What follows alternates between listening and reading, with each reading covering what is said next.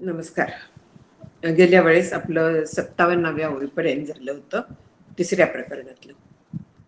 तर ह्या प्रकरणामध्ये शिष्याच्या प्रश्नांची उत्तरं देणं चालू आहे आणि त्याच्यामध्ये सृष्टीची उत्पत्ती, देहाचे घटक वगैरे सांगितलेले आहेत. गेल्या वेळी जे झालं होतं ते हा जो प्रकृती आणि पुरुष यांचा खेळ जो आहे तो अनादी आहे. आणखीन ते दोघं कायम बरोबरच असतात. एकाशिवाय दुसरं राहत नाही, कधीच राहत नाही. कसं काय असतं हे आपल्याला माहितीये की ब्रह्म एकटं असू शकतं, पण ज्यावेळी माया निर्माण होते तर त्यावेळी माया ब्रह्माच्या शिवाय राहूच शकणार नाही. माया ब्रह्मावरती भासते किंवा ब्रह्माची ती शक्ती आहे असं म्हणूया. आणि शक्ती शक्तिवानापेक्षा वेगळी नसते. तिला अद्वय अर्धांगिनी असं म्हटलेलं आहे. अद्वय म्हणजे दुसरी नाहीये, स्वरूपातच सामावलेली आहे. आणि तरी देखील ती पत्नी आहे, म्हणजे म्हटलं तर वेगळी आहे पण वास्तविक एकच आहे. अर्धनारी नटेश्वर वगैरे ह्या सगळ्या संकल्पना ज्या आहेत ना, तर त्या दाखवतात की प्रकृती आणखीन पुरुष हे एकमेकांपासून भिन्न नाही आहेत. इथे पुढला जो ओवी आहे तर त्याच्यात म्हटलेलं आहे की प्रकृती आणि पुरुष हे दोघंही कसे काय आहेत सारखे. तर वर्ण व्यक्ती रहिते प्रकृती पुरुषे दोघंही अमूर्ते, तयाचिया स्वरूप निर्धाराते जाण स्वानुभवे तू. वास्तविक पाहिलं तर आपल्याला वेगळेपणाने ते जाणता येत शक्यच नाहीये. आपलं स्वरूप आहे ना, प्रकृती जी आहे तर ती जगाचं उपादान कारण आहे. जे पंचमहाभूत आहे तर ती प्रकृतीची बनलेली आहेत. मग आपण आपल्या उपादान कारणाला कसं काय जाणणार? समजा घटाला चैतन्य आलं, मातीला जाणू शकणार आहे का तो? ते जसं शक्य नाही, स्वतःचं स्वरूप स्वतःला जाणता येत नाही, तसं ब्रह्मही जाणता येत नाही स्वतःला. आणखीन ती जी माया आहे किंवा प्रकृती जी आहे, मायांतु प्रकृतीम विंद्यात आहे ना, माईनंतु महेश्वरम, तर त्या मायेला देखील आपल्याला जाणता येत नाहीये. आणि दोघंही अमूर्त आहेत. दोघांनाही रंग नाहीये, रूप नाहीये, काहीही नाहीये त्यांना. प्रकृती कुठे संपते, पुरुष कुठे सुरू होतो, किंवा पुरुष संपतो का आणखीन प्रकृती सुरू होते का? काय हा गौड बंगाल आहे हे काहीही कळत नाही. मग त्याला वेगळेपणाने कळत नाही, मग कसं काय कळून घेणं शक्य आहे? तर इथे मुकुंदराज सांगतात की तू ध्यान काळात त्याचा अनुभव घे. आता हा ध्यान काळातला अनुभव कसा काय शक्य आहे? इथे त्याचं जे स्पष्टीकरण केलं आहे ते सविशेष आणि सविषय जाणीव जी आहे ती प्रकृतीची. आता सविशेष म्हणजे काय? ज्याला काहीतरी विशेष आहे. विशेष आहे म्हणजे काहीतरी पर्टिक्युलर्स आहेत, काहीतरी कॅरेक्टरिस्टिक्स आहेत, असं म्हटलं की कळतं ना. तर असं जे आहे तो प्रकृतीचा प्रांत आहे.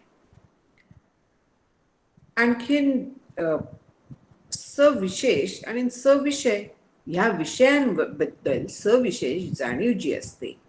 विषय म्हणजे जगातले सगळे पंचमहाभौतिक नेहमी विषय असतात. विषयांना पंचमहाभौतिकत्व आहेच आहे, त्याच्याशिवाय कुठचाही विषय होऊ शकत नाहीये, जो जाणला जातो तो.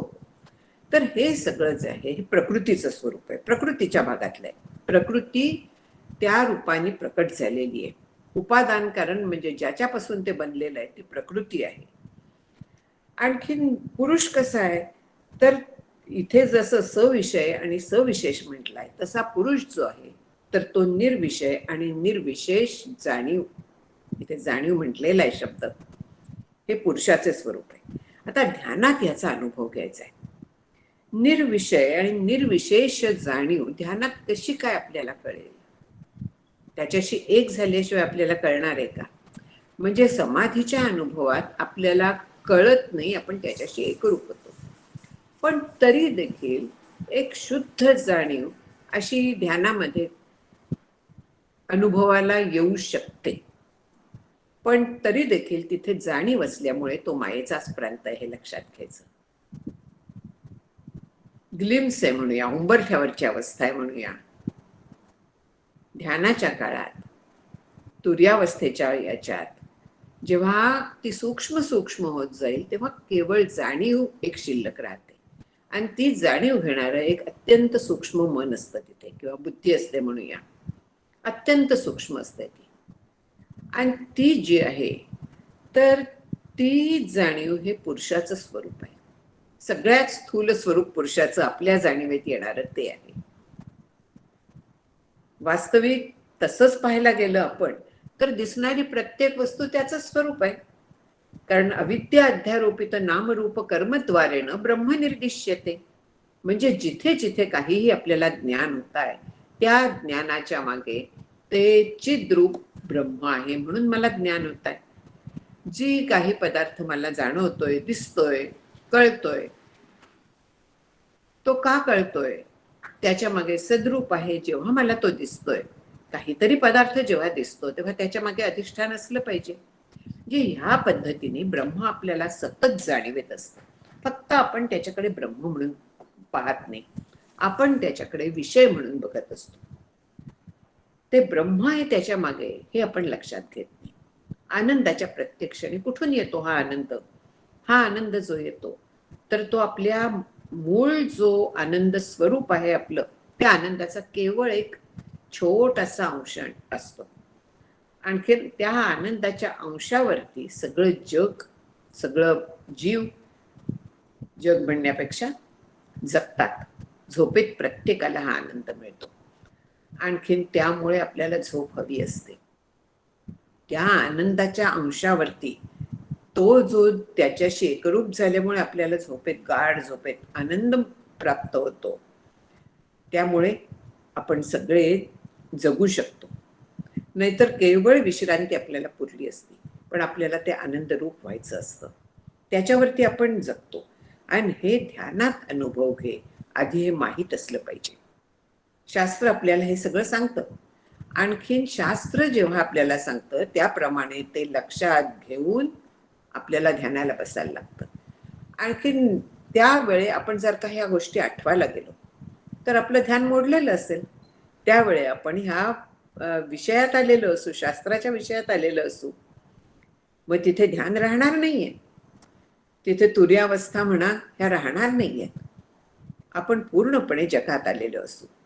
म्हणून ही जी सगळी शास्त्र सरणी आहे ती आधी अभ्यास करून अंतःकरणात पक्की करून घ्यायला लागते. ती सहज झाली पाहिजे.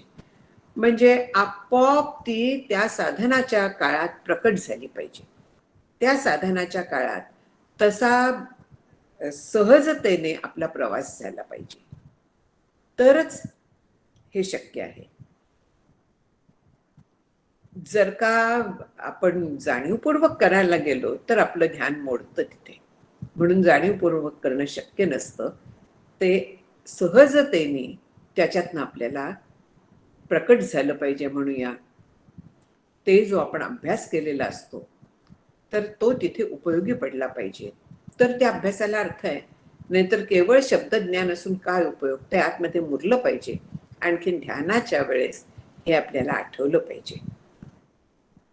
ती जी जाणीव आहे तर सोहम एवढंच मग राहतं. आणखीन जाणीव कुठची आहे वगैरे हळूहळू सगळं जातं. शुद्ध जाणीव केवळ शिल्लक राहते. आणि ध्यानात याचा अनुभव घे म्हणून मुकुंदराज सांगतात. मग हा जो पुरुष आहे, निर्विषय निर्विशेष जाणीव हे पुरुषाचं स्वरूप आहे. हा जो पुरुष आहे तो कसा आहे?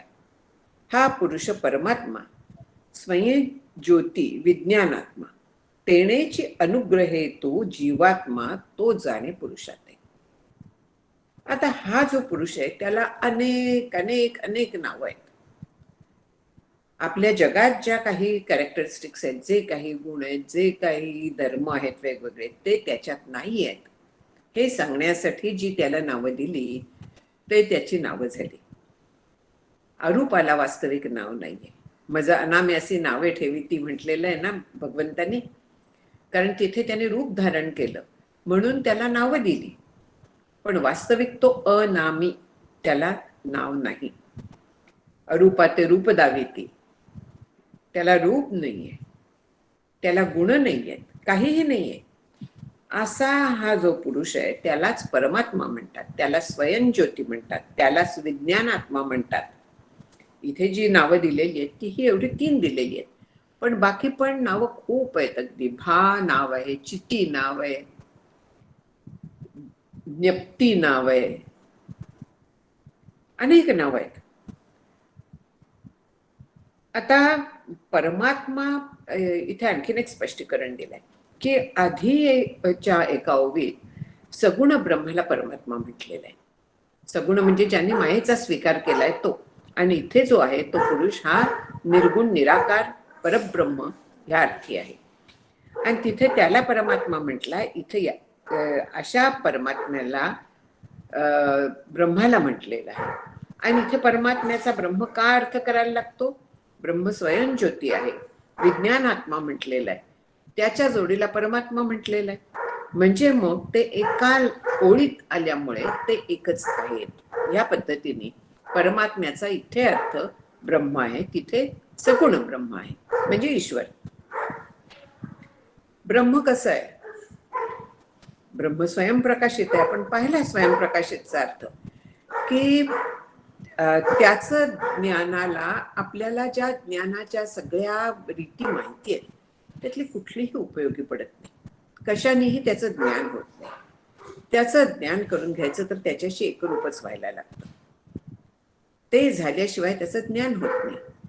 आणि म्हणून आपली जी इंद्रिय आहेत, जे काही आपले वेगवेगळी प्रमाण ज्याला म्हणण्यात येतात, इंद्रिय म्हणजे ज्ञानेंद्रिय, त्यांना प्रत्यक्ष प्रमाणांचं साधनं म्हणतात, तर ह्या पैकी काहीही उपयोगी पडत नाही.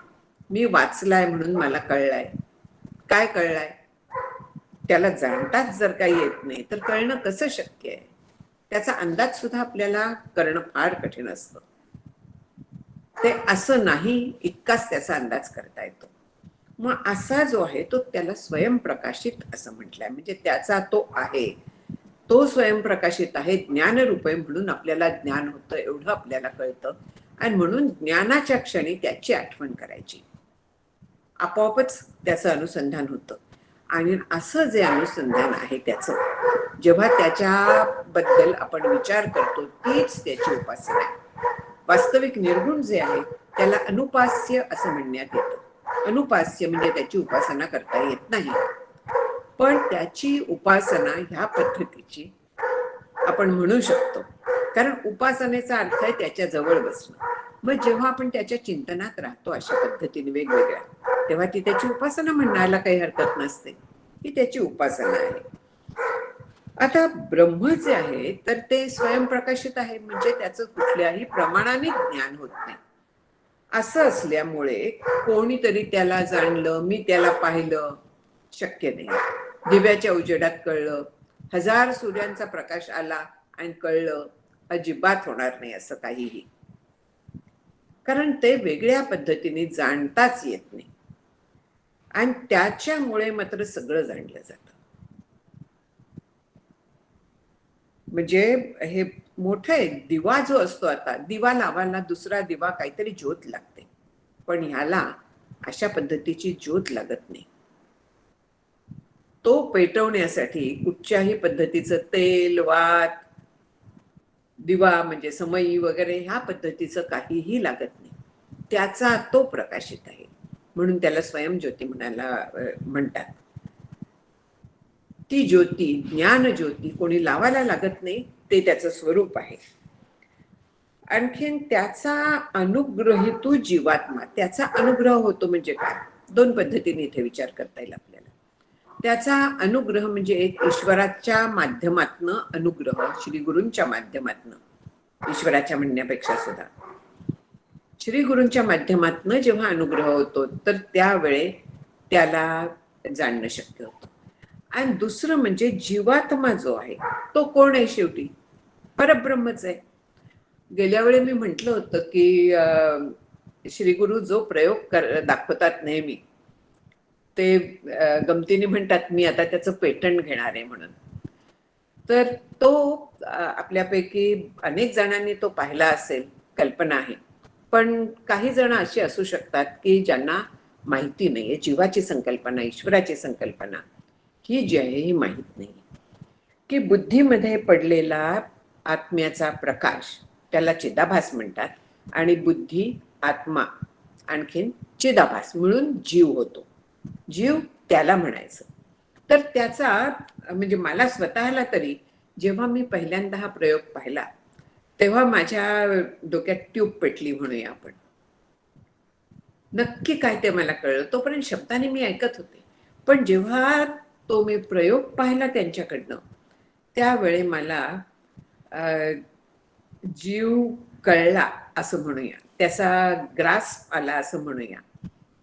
नक्की ती संकल्पना काय आहे आणि त्याचा कसा उपयोग करून घेता येईल हे त्यावेळी माझ्या लक्षात आलं. त्यामुळे त्या प्रयोगाचं महत्व मी स्वतः अनुभवलेलं आहे. आता हे इथे एक छानपैकी कासव आहे, हे काचेचं, पण हे एक आहे पारदर्शक आहे, आपण बघतोय पूर्ण पारदर्शक स्वच्छ आहे अगदी. सत्वगुणाची बुद्धी ही आहे असं पण धरून चालूया. बुद्धी जी आहे ती सत्वगुणाची असते, अग्नितत्वाची असते, त्यामुळे शुद्ध असते. आता ही जी स्वच्छ जे काय मीडियम आहे त्याच्यात प्रकाश हा पडलेला आहे, पण हा आत्ता धरू नका. हा इथे एक दुसरा प्रकाश आहे, मी इकडे दाखवत नाही, नाहीतर ते आपल्या डोळ्यांवरती येतं. पण हा जो प्रकाश आहे हा अखंड प्रकाश आहे असं आपण धरूया. सगळीकडे हा व्यापून आहे असं धरूया. हा इथे बॅटरी पुरता मर्यादित नाहीये, तर हा संपूर्ण विश्व व्यापून आहे. हा प्रकाश जो आहे तो, ज्याला ब्रह्म असं म्हणतात. आता ह्या प्रकाशात ज्या वेळेस ही बुद्धी येते, बुद्धी लिमिटेड आहे, हा प्रकाश सगळीकडे व्यापून आहे, पूर्ण व्यापून आहे, विश्व व्यापून उरलेला आहे म्हणूया. त्याच्यात जेव्हा बुद्धी नावाचं तत्व येतं एका जीवाचं, त्यावेळी काय झालं इथे, तो कसा प्रकाशित झालाय आपल्याला दिसतंय. पूर्णपणे आत बाहेर तो प्रकाशित झालेला आहे, बरोबर आहे. म्हणजे हा जो प्रकाश आहे हा जास्तीचा प्रकाश आहे की नाही. हा जर का मी केलं ताबडतोब तो प्रकाश गेला, पण आता पुन्हा आला तो प्रकाश आतमध्ये. या बुद्धीने हा आत्म्याचा प्रकाश ग्रहण केला. हा नाही असं कधीही होत नाही. बुद्धी मात्र झोपेमध्ये पूर्ण लीन होऊन जाते, पण हा प्रकाश त्यावेळी सुद्धा प्रकाशितच असतो. हा नाही असं कधी होत नाही. बुद्धी पुन्हा जेव्हा जागेवरती येते म्हणूया, किंवा जागृत होते म्हणूया, किंवा कार्यरत होते म्हणूया, ती कार्यरत ती ज्या वेळेस येते त्यावेळेस ती त्याचा प्रकाश ग्रहण करतेच, कारण हा प्रकाश सगळीकडे आहे. बुद्धी आली की त्याचा प्रकाश ग्रहण केला, आणि हा प्रकाश घेतल्यामुळे ही बुद्धी स्वतः प्रकाशित झाली. आणि ही प्रकाशित झाली म्हणजे काय झालं, तर ती ज्ञान करून घ्यायला समर्थ झाली, ती ऍक्टिव्हेट झाली हल्लीच्या भाषेत. आणखीन बुद्धी संपूर्ण शरीर व्यापून असते. ही बुद्धी संपूर्ण शरीर व्यापून असल्यामुळे, हे शरीर म्हणूया आपण, कासवाचं शरीर म्हणूया, काही हरकत नाही, पण ते जे हालचाल करतं ते ही बुद्धी अशी संपूर्ण प्रकाशित झालेली आहे. त्याच्यामुळे देह जो आहे तो चेतन वाटायला लागला आपल्याला. आपल्याला सगळी जाणीवा त्या देहाच्या त्यामुळे निर्माण झाल्या, कारण ही जी बुद्धी आहे ही संपूर्ण शरीर व्यापून असते. बुद्धी बरोबर हा प्रकाश पण आहेच, प्रकाश नाही असं होत नाही. तर त्याच्यामुळे ह्या प्रकाशामुळे आपला संपूर्ण देह त्या प्रकाशाने व्यापलेला आहे. ह्या बुद्धीचा एक अंश आता इथनं बाहेर आला, म्हणून हा बाहेर आला, हा देखील तेवढाच प्रकाशित आहे. जेव्हा आपली वृत्ती बाहेर जाऊन ज्ञान करून घेते तेव्हा त्या बुद्धिवृत्ती बरोबर हा चिदाभास पण जातोच. चिदाभास नाही बुद्धीत असं होतच नाही, कारण हा जो आत्मा आहे हा प्रकाश सगळीकडे व्यापून आहे. आणि हे तीन मिळून जीव नावाची संकल्पना आहे. आत्मा एका बुद्धीपुरता जो प्रकाश जेवढा व्यापून आहे तेवढ्या ब्रह्माला आत्मा असं म्हणतात. आत्मा वास्तविक संपूर्ण व्यापून आहे, पण इथे एका बुद्धीपुरता, जे एका बुद्धीने मर्यादित केलेला, एका जीवाने म्हणूया त्याने मर्यादित केलेला जो ब्रह्माचा भाग आहे त्याला आत्मा असं म्हणतात. म्हणजे आत्मा जो आहे तो ह्या बुद्धीत पण आहे, आणखीन ह्या बुद्धीत चिदाभास पण आहे. हे तीन जे आहेत, ज्या क्षणी बुद्धी म्हणजे सूक्ष्म देह असा त्याचा अर्थ आपण घेऊया, कारण सूक्ष्म देह हा स्थूल देह सोडून मृत्यूच्या समयी बाहेर जातो. आणि जेव्हा जीव काय म्हणूया गर्भधारणा जेव्हा होते, तो 6व्या महिन्यात प्रवेश करतो असं म्हटलेलं याला, कारण 6व्या महिन्यात हालचाल सुरू होते वगैरे त्यामुळे असेल, पण त्या पद्धतीने वर्णन केलेलं आहे उपनिषदात. आणखीन ही जी बुद्धी आहे ही जिथे असेल तिथे चिदाभास आहेच, हे अगदी पक्क लक्षात ठेवायचं. चिदाभासाशिवाय बुद्धी नावाचं तत्व राहणारच नाही, कारण आत्मप्रकाश सगळीकडे आहे, तिथे बुद्धी येता क्षणी ती प्रकाशित झालेली आहे. आणखीन हा जो प्रकाश आहे हा देहाला चैतन्य आणल्यासारखं करतो. वास्तविक देह आहे तो पंचमहाभूतांचा आहे. जेव्हा प्राण निघून जातात, म्हणजे जीवात्मा जेव्हा देह सोडून निघून जातो, त्यावेळी देहातली चेतना निघून जाते. तो जो सूक्ष्म देह जातो तो बुद्धी सकट जातो, म्हणजे बुद्धी हा त्याचा मोठा घटक आहे. अंतःकरण हा सूक्ष्म देहाचा मोठा घटक आहे. आणि त्याच्यासह जेव्हा देह सोडला जातो त्यावेळेस हा जो देह आहे, आता ही फक्त आपण सूक्ष्म घेतलाय, पण हा जर का स्थूल घेतला आणि त्याच्यातनं चैतन्य निघून गेलं तर हा जड होऊन पडतो. हा फरक अगदी लक्षात घ्यायचा. आणखीन हा चिदाभास ज्यावेळी मी ब्रह्म आहे असं बघतो, म्हणजे ते कसं काय बघतो, हा चिदाभास आपण पाहिलं की वृत्ती जी आहे तर ती बाहेर जाते, आणखीन ज्ञान करून घेते. आता वृत्ती जेव्हा आत्माकार व्हायचा प्रयत्न करते, आत्माकार ती होणं शक्य नाहीये, पण आत्म्याच्या चिंतनात एकाग्रता पूर्ण जेव्हा होते, सोहम अशी एकाग्रता जेव्हा होते, तेव्हा ह्याच्यातला प्रकाश आहे तर तो आत्ता बाहेर पसरलाय, तो आता तुमच्याकडे येतोय, सगळीकडे बाहेर पसरलाय. पण तो जेव्हा मागच्या बाजूला वळून बघतो, आपण पाहिलं की ह्याच्यात ज्ञान प्रकाश आहे हा, तर त्याच्यामुळे कुठे बघायचं हे तो ठरवू शकतो. आणि तो जेव्हा आपला सोर्स शोधायला लागतो तर त्यावेळेस काय होतं, त्याला हा सोर्स कळतो. आणि मग परतो जी पाठीमोरे ठाके आपण या आपण पे देखे देखत खे वो ओळखे म्हणे तत्व हे मी. हे मी आहे हा जो प्रकाश आहे हा इथला आहे, म्हणजे मी तद्रूपच आहे हे त्याला कळतं. आणि असं कळलं की याचा अनुग्रह होतो. अनुग्रह होतो म्हणजे काय होतं, वृत्ती बुद्धी ही पूर्ण निवृत्त होते आणि चिदाभास आत्मस्वरूपात विलीन होऊन जातो. जी ज्ञानाची रीत आहे ती ही आहे. आणि याच्यासाठी आपल्याला हे सगळं समजावून घेणं आवश्यक आहे, नक्की काय होतं. ही जी प्रकाशित बुद्धी आहे ही प्रकाशित बुद्धी आपलं स्वरूप जाणायला जाते, सोहम म्हणून म्हणायला लागते, तो तेवढाच विचार करायला लागते. आणखी जेव्हा ती फक्त सोहमकार होते, जेव्हा ती फक्त सोहमच्या विचारात हरवते स्वतः, त्यावेळेस चिदाभास आत्मरूप होऊन जातो. म्हणजेच ज्ञान होतं असं आपण म्हणूया, बोलायला हवं म्हणून. वास्तविक तेव्हा चिदाभास ज्ञान करून घ्यायला वेगळेपणाने उरत नाही. आपल्याला होणारी सगळी ज्ञानं जी आहेत ती ह्या चिदाभासामुळे होत असतात, एवढे लक्षात घ्यायचं. ब्रह्मतत्व सगळीकडे आहे, पण जीवामध्ये बुद्धीमध्ये हे विशेषत्वानी चिदाभास रूपाने व्यापून आहे, चिदाभास रूपाने आपल्याला जाणवत आहे. आणखीन तोच जेव्हा ब्रह्मस्वरूपात मिसळून जातो तर त्यावेळी जीवत्व जरी राहिलं तरी देखील देह तादात्म्य जातं, मी देह हे जातं. देहे बुद्धी ते आत्मबुद्धी करावी हे तिथे होतं. पण हे एकदा होऊन उपयोग होत नाही, ते परत परत आपल्याला ठसवायला लागतं. एकदा झालं की काम झालं असं होत नाही. एकदा होतं श्री गुरूंच्या कृपेनी वगैरे झालं की माझं काम झालं असं होत नाही, कारण त्याच्यानंतर आपल्याला त्याचं दृढीकरण करायला लागतं, निश्चयात रूपांतर करायला लागतं. आणि मग बुद्धिनिश्चय आत्मज्ञान ब्रह्मरूप भावी आपण ब्रह्मनिष्ठा राखे पूर्ण तत्परायण अहर्निशी अशी स्थिती येते.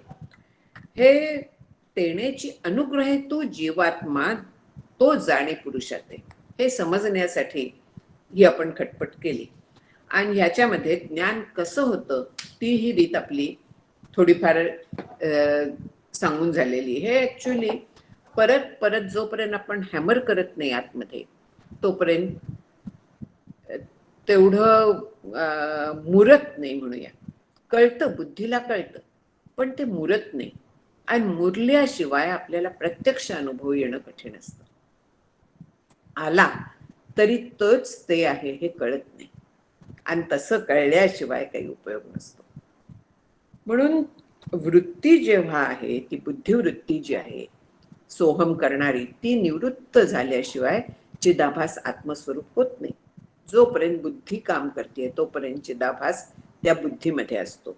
तो स्वतःच्या स्वरूपाकडे जात नसतो, तो बाहेरच धावत असतो. हे अगदी आपल्याला लक्षात घेण्याची गोष्ट आहे. म्हणून हे जे बुद्धीतलं प्रतिबिंब असंही म्हणतात या आभासाला, या चिदाभासाला. ज्ञान जे होतं ते त्याला होतं. आणखीन हा आपल्यावरती मोठा उपकार आहे की ह्या माध्यमातनं आपल्याला आपल्या स्वरूपाचं ज्ञान होऊ शकतं. असं जर का ज्ञान होत नसतं तर कायमच आपण जन्म मरणांच्या सुखदुःखाच्या समुद्रात बुडत राहिलो असतो. पण जेव्हा ज्ञान होतं त्याच्यानंतर ते दृढ झाल्यानंतर आपण याच्यातनं सुटू शकतो. जन्ममरणातनं सुटण्याचं मोठंसं काही नाहीये. कोणी पाहिलंय ते? देहपातानंतरे मुक्ती पावी जाईल ये उत्तरे, साच मानावी चतुरे काय म्हणून या, येची देही येची डोळा भोगू मुक्तीचा सोहळा. हे जे सांगितलेलं आहे तर त्याची आवश्यकता आहे आणि त्यासाठी आपल्याला हे शास्त्र समजून घेऊन बुद्धीचा तसा दृढ निश्चय व्हायला लागतो, पक्का निश्चय व्हायला लागतो. आणि पक्का निश्चय झाल्यानंतर आपल्याला हे ज्ञान पक्क होण्याची, दृढ, अपरिवर्तनीय, अपरोक्ष असं त्याला शब्द आहेत, असं होण्याची शक्यता असते. आणि ह्या प्रक्रिया शास्त्रकारांनी बसवून दिलेल्या आहेत. पण ह्या प्रक्रिया काम करतात. ज्या अर्थी अनेकांनी तसा अनुभव घेतलेला आहे त्या अर्थी श्रद्धापूर्वक जर का आपण ह्या प्रक्रियातनं गेलो तर आपलं काम पण होऊ शकतं. पुढच्या ओळीमध्ये सांगतायत की प्रकृतीचे निदृश्यपणे द्रष्ट्या पुरुषाते जाणणे, अनुभवी ये खुणे जाणे लगा. म्हणजे काय आहे की प्रकृती जी आहे ती दृश्य आहे की नाही? दृश्य आहे. अंतःकरण जे आहे ते प्रकृतीच्या प्रांतातलं आहे. प्रकृतीचे दृश्यपणे, तो द्रष्ट्या पुरुषाते जाणणे. द्रष्टा जो आहे म्हणजे शुद्ध जाणीव रूप जो आहे, पुरुष जो आहे, तर त्याला कसं जाणायचं? मगाशी जे म्हटलं की कुठच्याही ज्ञानाच्या मागे तो आहे, ज्ञानरूप जो तत्व आहे ते आहे. ह्या पद्धतीने आपण त्याच्यापर्यंत जाऊ शकतो. दुसरं, आपण अनेक गोष्टी बघत असतो. हा माझा हात आहे. माझा हात म्हणजे मी असणं शक्य नाहीये. माझा चष्मा जेव्हा म्हणते तेव्हा माझा चष्मा म्हणजे मी नाही ना, माझ्याहून वेगळा आहे. चष्मा मी बाजूला काढून ठेवते, हात माझा तसा बाजूला नाही काढून ठेवता येते, मान्य आहे. पण तरी देखील त्याला मी माझा म्हणतीये, त्याला मी वेगळेपणाने बघतीये, म्हणजे ते माझ्याहून वेगळं असलं पाहिजे. माझ्या मनात काय विचार चाललाय मी बघू शकते की नाही, प्राणांना मी माझं म्हणते की नाही, या सगळ्या गोष्टी जर का मी माझेपणाने जाणवतायत तर त्या मी असणं शक्य नाहीये. हे वेगळेपणाने ज्याची ज्याची जाणीव होते ते पदार्थ म्हणजे मी नाही, हे लक्षात घ्यायचं. आणखीन हे सगळे दृश्य आहेत आणि द्रष्टा जो आहे म्हणजे ज्याला ज्ञान होतं, चिदाभासाला होतं हे बरोबर आहे, पण चिदाभास मूळचा काय आहे? ब्रह्म आहे. ब्रह्माचंच प्रतिबिंब आहे ते, ब्रह्माचाच ज्ञान प्रकाश येतो.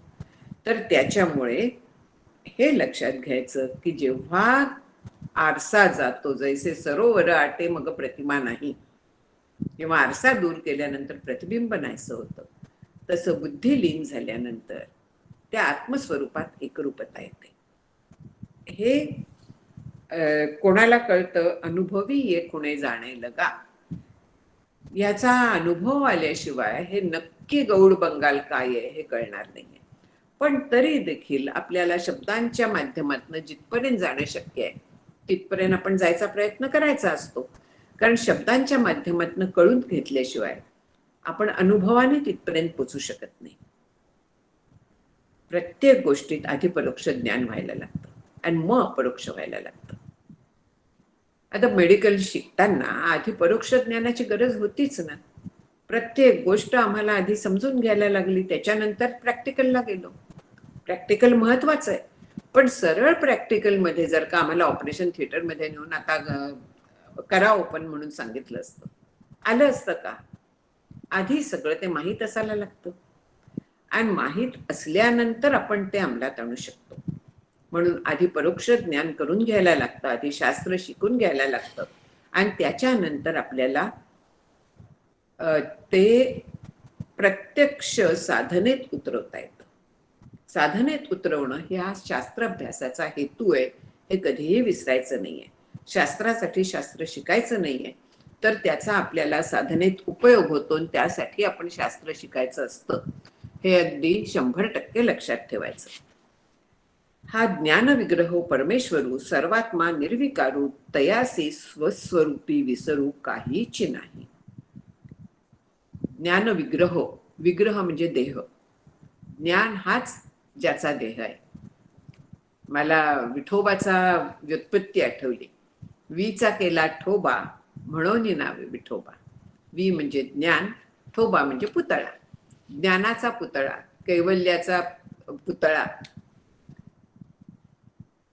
त्याला विठोबा असं नाव दिलेलं आहे. म्हणजे परमेश्वर जो आहे तो ज्ञानाची मूर्ती आहे. ज्ञानच त्याच्या स्वरूपाने आलेलं आहे. ते श्री गुरूंच्या बाबतीत आहे की परब्रह्म प्रत्यक्ष देहरूपाने जर का पाहायचं असलं तर ते श्री गुरूंच्या मध्ये पाहायचं असतं. हा जो स्वयंप्रकाश परमेश्वर आहे, आपण अर्थ पाहिला याचे, तर तो सर्वात्मा सगळ्यांच्या अंतःकरणात आत्मरूपाने चिदाभास रूपाने व्यापून असतो. आणखीन निर्विकार आहे. निर्विकार, विकार म्हणजे बदल. देहामध्ये सारखे बदल होत असतात की नाही. आधी देह नव्हता, पण बीज रूपाने जीव होता, मग त्याला देह मिळाला. अस्ति जायते वर्धते, तो देह वाढायला लागला, त्याच्यात बदल व्हायला लागले, मग तो क्षीण व्हायला लागला आणि एक दिवस मरून गेला. हे विकार देहाला आहेत. तसंच सृष्टीमधले प्रत्येक पदार्थाला विकार आहेत. आता पृथ्वी देखील कधीतरी नव्हती, कधीतरी उत्पन्न झाली आणि कधीतरी प्रलय होणार आहे, कधीतरी ती नाहीशी होणार आहे. संपूर्ण ब्रह्मांड ह्या पद्धतीने उत्पन्न झाली आहेत, कधीतरी त्यांचा नाश होणार आहे. म्हणजे ह्या सगळ्याला विकार आहे. जे जे काही उत्पन्न होतं त्या प्रत्येक गोष्टीला विकार आहे. ती प्रत्येक गोष्ट कधीतरी जाते. अविनाशी एकच तत्व आहे ज्याला ब्रह्म असं म्हणतात. आणि हा जो स्वयंप्रकाश परमेश्वर आहे तो सर्वात्मा आहे, निर्विकार आहे. आणखीन त्याला काय म्हणूया, अज्ञान स्पर्शच नाहीये त्याला. मी ब्रह्म नाही वगैरे अशा पद्धतीचा त्याला कुठेही स्पर्श नाहीये. त्याला स्वरूपी विसर नाहीये. आणखीन इथे कधी ईश्वराला हे लागू पडतं, कधी ब्रह्माला लागू पडतं. असं या बोटावरची त्या बोटावरती म्हणूया, इतक्या भराभर दोन्हीकडे लागू पडणारी शब्दरचना बऱ्याच वेळा इथे केलेली आहे की स्वस्वरूपी विसर पडत नाही. हे ईश्वराला पण लागू पडतं, कारण माया जी आहे ती शुद्ध सत्वगुणी आहे. हे जसं आपण पाहिलं, आपली बुद्धी ती माया आहे आणि मायेमध्ये ब्रह्माचं प्रतिबिंब पडलं की त्याला आपण ईश्वर म्हणतो. मग हा जो ईश्वर आहे तर त्याच्या बाबतीत शुद्ध असल्यामुळे त्याला विसर नाही.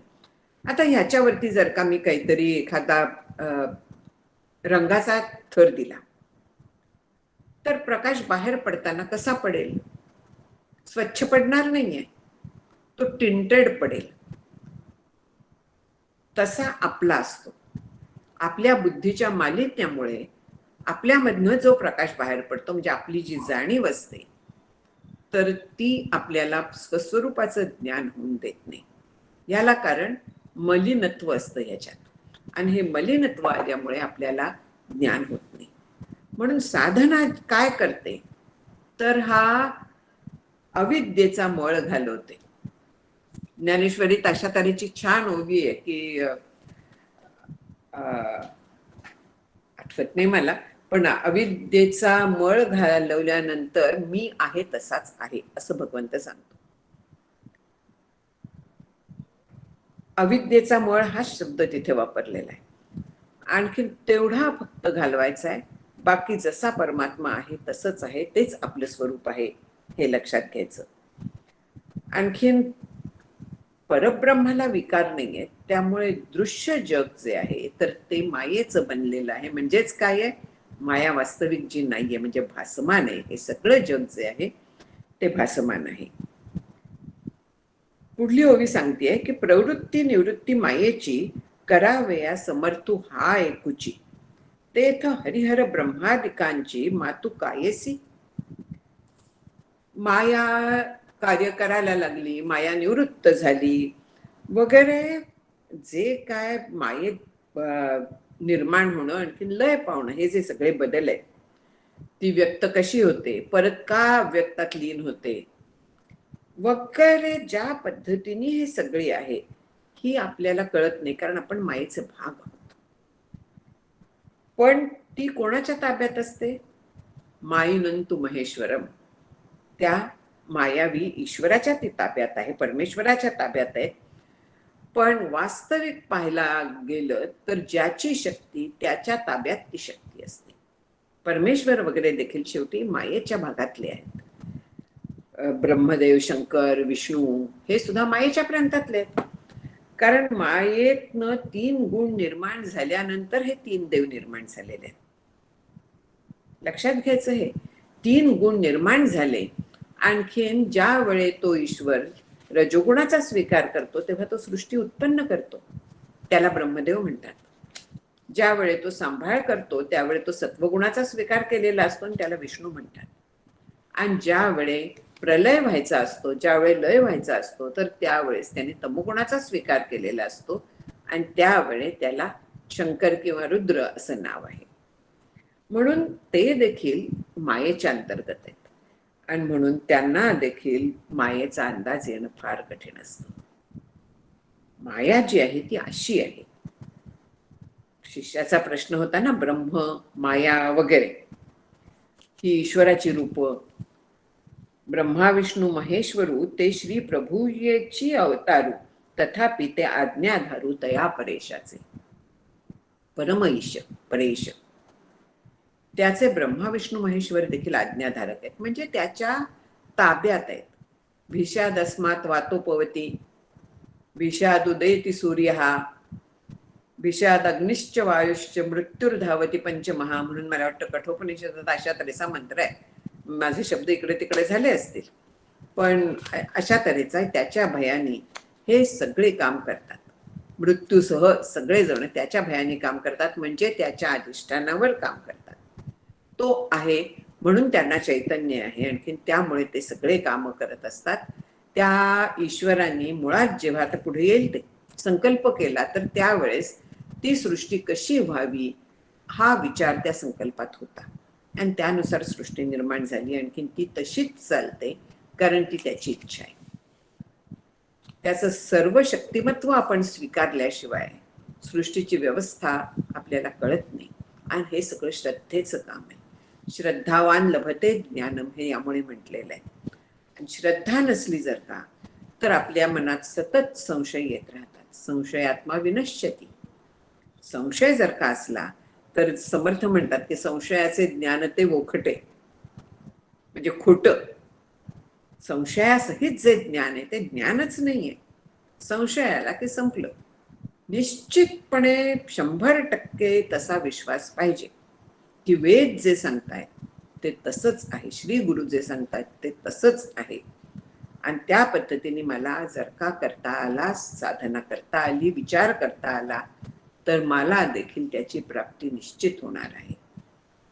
पक्की श्रद्धा, निष्ठा ही जर का आपण सांभाळू शकलो, संशय स्वभाव सोडू शकलो, तर हे सोपं होऊन जातं काम थोडं.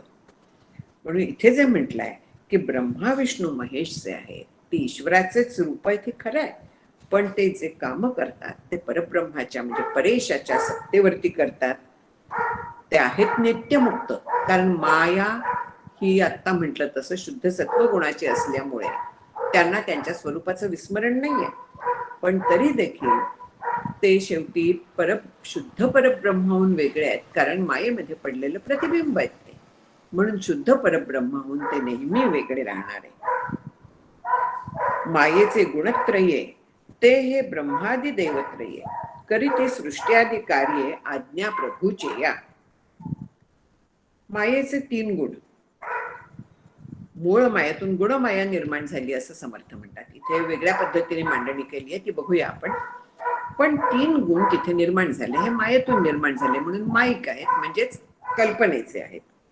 आता त्याच्यात देवत्रय जे म्हटलंय ब्रह्मादी, ती कशी आहे? आत्ताच सांगितलं तसं की रजोगुणाचा उपाधी घेतलेला जो आहे तो ब्रह्मदेव, सत्वगुणाची घेतलेला विष्णू, कारण तो पालन करतो सृष्टीचं. आणखी तमो गुणाची उपाधी असलेला तो शंकर. असे सृष्टीची उत्पत्ती, स्थिती आणि लय हे सांभाळत असतात. आणिकाचा व्यापारू आणिक करावया नोहे थोरू म्हणून गोसावी सर्वेश्वरू ब्रह्मादिकासी. आता जर का विष्णू म्हणाला की मला शंकराचं कार्य करायचं आहे, मला तमोगुण हवा आहे, तर तो शंकर होईल, तो विष्णू नाही राहणार. ते एकमेकांच्या प्रांतावरती अतिक्रमण करत नाही. ते आपल्याकडे दिलेलं आहे सगळं. अतिक्रमणाचं कार्य जे आहे ना ते आपल्याकडे दिलेलं आहे. जिथे माझा संबंध नाही तिथे मी नाकूप असते. अगं असं काय करतेस, असं कर ना, काय गरज आहे का मला सांगायची? प्रत्येक जण आपापल्या पद्धतीने काम करत असतात. माझीच पद्धत बरोबर, हे काय माझा अहंकार असतो, तो उपयोगी नाहीये. ज्याने त्याने आपलं काम करावं हे बरोबर आहे. आणि म्हणून इथे जे म्हटलंय की ज्या आणिकाचा व्यापारू आणिक करावया नव्हे थोरू, ज्याने त्याने आपापलं काम सांभाळायचं आहे, ज्याने जे गुण पत्करलाय त्यानुसार त्याने ते काम करायचं आहे. त्यांना ही मर्यादा आहे. आणखीन हे जे आहे ते तिघही जी कामं करतायत ती त्या परमात्म्याच्या सत्तेवरती करतायत. म्हणून इथे पुन्हा म्हटलं आहे की म्हणून गोसावी सर्वेश्वरू ब्रह्मादिकासी. तो त्यांचा मुख्य आहे, त्यांचा स्वामी आहे. त्याच्या ताब्यात हे 3 गुण आणि त्याच्यामुळे हे 3ही मुख्य देव हे त्याच्या ताब्यात आहेत. त्याच्या ताब्यात आहेत म्हणजे वास्तविक तो त्यांना काही कधी आज्ञा करत नसतो, कारण त्याला मन नाहीये, त्याला जीभ नाहीये, अजीव, अप्राण, अनेत्र वगैरे त्याचं वर्णन आहे. असं असल्यामुळे तो प्रत्यक्षात काही करत नाही, पण तो असतो म्हणून सगळं होत असतं. सूर्य असतो म्हणून उजेड पसरलेला असतो, सूर्य असतो म्हणून उष्णता आपल्याला मिळते. सगळं जे कार्य चालतं, समुद्राच्या पाण्याची वाफ होते, ढग होतात, म्हणजे सृष्टीचक्र जे चालतं ते सूर्यामुळे चालतं. पण सूर्य चालवायला जातो का, हाकतोय का त्या ढगांना? तो काही करत नाही. केवळ त्याच्या उपस्थितीमुळे, केवळ त्याच्या गुणधर्मांमुळे, तो असल्यामुळे ही सगळी कार्य होत असतात. तसं परब्रह्माच्या ज्ञान या गुणामुळे, सच्च्यामुळे, त्याचं जे सच्चित आनंद स्वरूप कल्पिलेलं आहे आपण, तर त्याच्यामुळे सगळं विश्व जे आहे ते ह्या पद्धतीने चाललेलं असतं. लोहचुंबकाचं उदाहरण सांगितलं होतं की लोहचुंबका काहीही स्वतः करत नाही, पण त्याच्यामुळे, त्याच्या अस्तित्वामुळे लोखंडाचे कण हलतात. सूर्य, चंद्र कोणीही काहीही करत नाही, पण केवळ त्यांच्या अस्तित्वामुळे सगळं जग हे चाललेलं आहे, सृष्टीचक्र चालू आहे. लहान मूल असतं, आई काम करत असते, मूल खेळत असतं. तिथे आई काही करत नाही, पण आई जर का कुठे गेली 5 मिनिटं तर ते मूल कावरं बावरं होतं. तिथे आई काही त्याच्याशी खेळत नव्हती, पण तरी देखील तिच्या असण्यामुळे ते मूल आनंदाने खेळत होतं. तसंच परब्रह्माचं आहे की सगळे हे जे देव आहेत ते परब्रह्माच्या सत्तेवरती काम करत असतात आणि म्हणून परमेश्वर त्यांचा स्वामी आहे. मायेच्या बद्दल एका लेखात मी डॉक्टर काकांच्याच लेखात कुठल्या तरी संतांचं आहे हे, मला ओव्या आठवत नाहीयेत त्या, पण या पद्धतीने तिथे मांडणी आहे की ती कन्या आहे त्या पुरुषाची, आणखीन ती ब्रह्मांडाच्या उतरंडी मांडत असते, मोडत असते, खेळत असते ती. आणखीन फक्त तिला वडील आहेत ना एवढं लागतं. वडील असले तर ती खेळते, ती खेळात एवढी गुंग होऊन जाते की वडिलांना विसरते, आणि विसरली की नंतर कावरी बावरी होऊन वडिलांकडे धावत जाते. वडिलांना चिकटली की इकडे सगळी जे ब्रह्मांडाच्या उतरंडी आहेत त्या नाहीशा होतात. मग तिला परत रडायला यायला लागतं की माझा खेळ गेला, म्हणून मग पुन्हा ती वडिलांच्या पासून दूर होते आणि खेळाचं रसायला लागते. म्हणजे काय आहे, ही जी माया आहे नावाची कन्या ब्रह्माची, तर ती अनंत ब्रह्मांड घडवते आणि मोडते. जेव्हा तिला त्या परब्रह्माची आठवण होते, जेव्हा त्याच्याकडे ती बघायला लागते, तेव्हा सगळी ब्रह्मांड नाहीशी होतात. अमृतानुभवाच्या भाषेत सांगायचं तर ती जी शिव आणि शक्ती आहेत, अनादिसिद्ध मिळू म्हटलेलं आहे, तर ज्या एकमेकांना ती गिळतात आणि ओकतात, ह्या पद्धतीने तिथे म्हटलंय की ज्या वेळेस त्या शिवेला शिव गिळून टाकतो त्यावेळे प्रलय होतो, त्यावेळे काहीही उरत नाही. आणि ज्या वेळे तिला तो ओकतो त्यावेळे ती सगळं विश्व निर्माण करते, सगळं विश्व दाखवते, आणखीन त्यावेळे तो असून देखील नसल्यासारखा होतो, तो दिसत नाही, पण जे करते ती त्याच्या सत्तेवरती करते. ह्याचं आपल्याकडनं काय बघायचं की आपण जोपर्यंत जगाकडे बघतोय, जोपर्यंत आपण जगाला सत्यत्वाने बघतोय, तोपर्यंत आपण त्या खेळात मग्न आहोत. पण ज्या वेळे आपली दृष्टी आपल्या वडिलांकडे म्हणजे परब्रह्माकडे जेव्हा जाते आपली दृष्टी, तर त्यावेळे हे जे जग आहे हे असून नसल्यासारखं होतं, त्याची मातब्बरी वाटत नाही. ज्यावेळे त्या ब्रह्माचा आपल्याला अनुभव येतो त्यावेळे ह्या जगाचा बाध होतो, असं जे म्हटलेलं आहे. जग आहे, मजा आहे, चालून दे, सुंदर आहे, ईश्वराने निर्माण केलाय, पण त्याचा माझा काहीही संबंध राहत नाही, कारण मी परब्रह्म असते. आणि असं झाल्यानंतर जगाचे परिणाम आपल्यावरती होईनासे होतात. याला मुक्ती म्हणतात. देहपातानंतर मुक्ती ती खरी नाही. हे जे स्थिती आहे ही जगाचे देहाचे परिणाम होत नाही.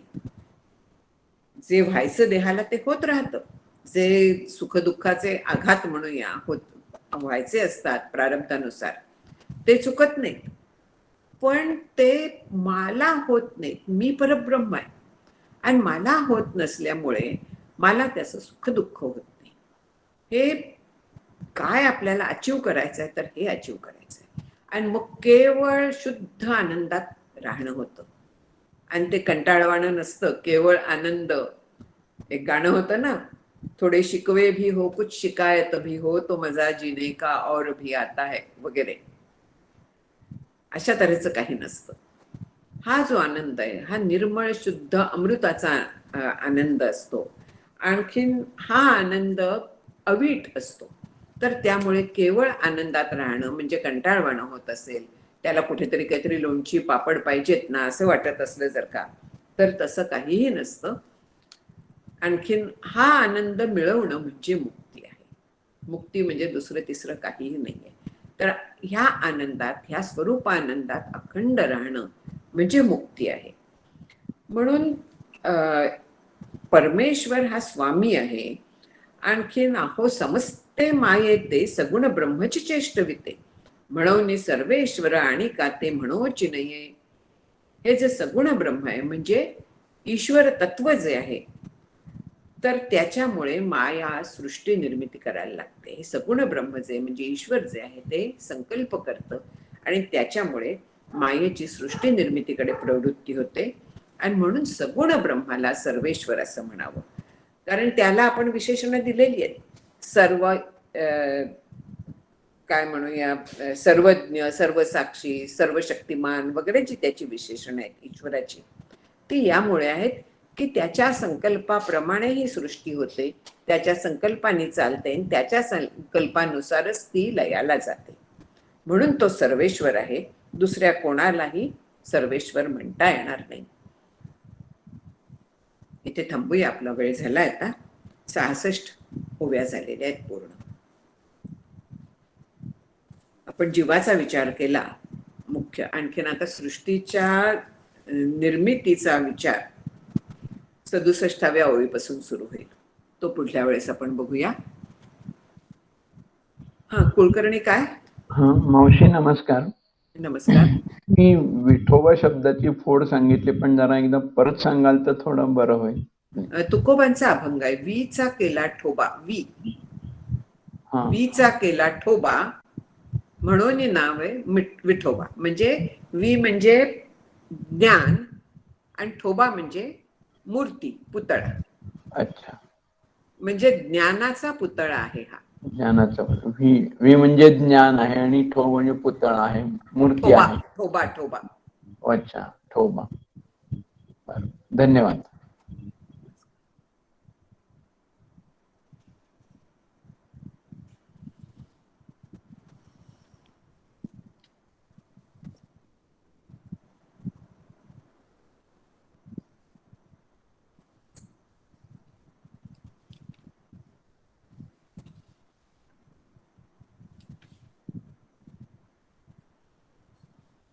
आहे काही प्रश्न?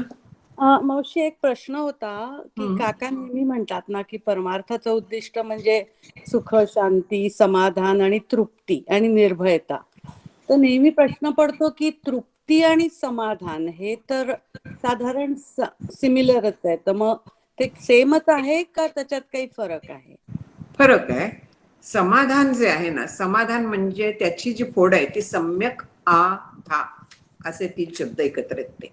सम्यक म्हणजे पूर्णपणे आपलं चित्त त्या परमात्म्याशी राहिलं पाहिजे, त्याला समाधान असं खरं म्हणतात. आपलं जे समाधान लौकिक ह्याच्यातलं आहे ते हे समाधान नाहीये. चित्त अखंड परमेश्वराशी राहणं ह्याला समाधान असं नाव आहे. आणि तृप्ती म्हणजे दुसरं काहीही नको, बस जेवणाने आपण तृप्त होतो की नाही? सगळं मला मिळालेलं आहे, नमे पार्थास्ति कर्तव्यम त्रिषु लोकेषु किंचन, अशी जी अवस्था असते की काहीही मला आता करण्यासारखं उरलेलं नाही, काहीही मिळवण्यासारखं उरलेलं नाहीये, बस सगळं मला मिळालंय, ह्याच्या पलीकडे काही नाहीये, आता या परिते काही उरले नाही, ती तृप्ती आहे. निरंकुश तृप्ती असं त्याला म्हणतात, की कसलाही अंकुश नसलेली, म्हणजे कशावर अवलंबून नसलेली अशी जी तृप्ती आहे ती तृप्ती आहे. म्हणजे परिस्थिती असली तरी. बर, म्हणजे पूर्ण अनासक्त झालेली. हो, त्याच्याशिवाय ती तृप्ती येणारच नाही. जेव्हा काही हवं नको असतं तोपर्यंत ती तृप्ती नाही. ह्या हवं नकोच संपून जातं. कारण आपल्याला हवं पदार्थ आपण का म्हणतो, तर त्याच्यातनं आपल्याला आनंद मिळेल असं वाटत असतं. मला कुठलाही एखादा पदार्थ हवाय असं जेव्हा होतं, तो मिळाल्यानंतर मला बरं वाटतं. का बरं वाटतं? आपली चित्तवृत्ती शांत होते त्यामुळे बरं वाटतं. पण जर का ती शांती आणखीन तो आनंद, त्याच्या कित्येक पटींनी जास्त आनंद जर का मला मिळालेला आहे कायम, अमृताचा निर्झरू प्रसवे जयाचा जठरू, तये क्षुधे तृषेचा आडदरू कहीची नाही, तैसे हृदय प्रसन्न होये तरी दुःख कैचे के आहे. हे जे माऊलींनी म्हटलंय ते तिथे होतं की अखंड जर का देखे अखंडित प्रसन्नता अथिली जेथ चित्ता तेथ रिगणे नाही समजता संसार दुःखा. हे होऊन जातं तिथे.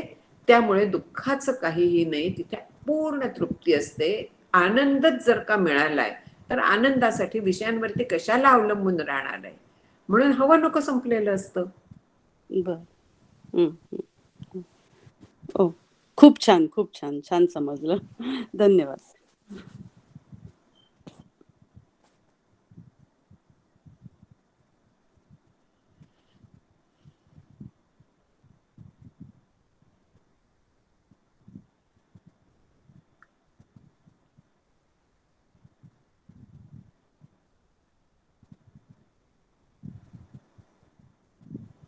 चला थांबायचंय.